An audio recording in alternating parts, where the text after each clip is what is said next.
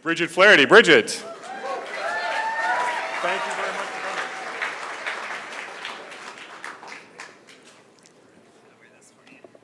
coming. Thank you. So my story takes place at a rest stop outside of El Paso, Texas, on the border of Texas and New Mexico on Interstate 10. My 11-year-old son and I were on an epic journey across the country, and we had started our morning in Houston, Texas. God bless Houston right now. And we were headed towards Tucson, Arizona, which was over 1,000 miles away. And we had stopped at this rest stop to get some fuel and food and rest and then head back on our journey. And as we were on the on-ramp heading back onto Interstate 10, there was a man with a cardboard sign, and on it were 4 letters, A-R-I-Z. And my initial reaction was one of excitement because that's where we were going. And before I could think of anything else, I started pulling over the car.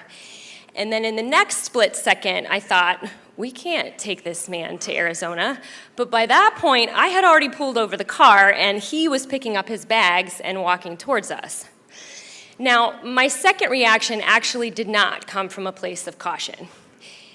The reason was because my car was literally packed full and could not fit another human being. An important detail is that at this point in my life, everything that I owned was in my Hyundai Elantra. So when this man approached the window, I didn't have room for him. And so I stammered out some story about how I had saw his sign and I got really excited and I wanted to take him to Arizona because we were actually going to Arizona and I was excited to go there and I'm really sorry and I can't take you. And then I fumbled around for some money and I handed him some cash. And then we drove away. And as we were getting onto the highway, I lamented out loud my actions and said things like, I can't believe that I just gave that man hope that we were going to take him where he needed to be, and now we're driving away. And we just left him standing there. And my son is listening to all of this, and so he said, what's he going to do if nobody picks him up? And I got quiet for a minute, and I said, I don't know, bud. And then both of us were quiet for about 15 minutes as we continued on the highway, and then I looked over at my son and I said, what's up, bud? And he said, I could have squished. And I said, what do you mean? And he said, Mom, I could squish in the back. And I said, bud, it's 5 hours. You'd be squished for 5 hours. And he quietly said, that's okay. And so I asked him, do you want to go back? And he said, yeah, let's go back. And so I pulled over at the next exit and I found a gas station and I parked next to the dumpster. And we opened the back doors of the car and we started throwing things away in order to make enough room just so that my son's small frame could sit amongst the fabric of our clothing. And we went back. And the sun was setting as we found Philip and offered him a ride. And as the 3 of us were getting into the car, my son asked him what he would have done if we hadn't come home, or if we hadn't come back for him. And Philip said, I probably would have slept right there. And he pointed to some bushes between the parking lot and the highway.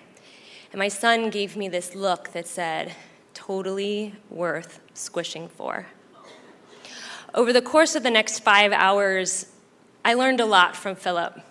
I listened to him as he told me stories about how if you're nice to the postmaster in a small post office, they'll hold your mail for you.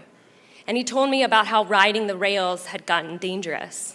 He shared with me that he had been living this way for 20 years, how he never begged for money, how he always took jobs for cash, whether it was picking fruit or washing dishes, and how he never stayed in any place longer than 6 months because, as he said, people are best when they are new.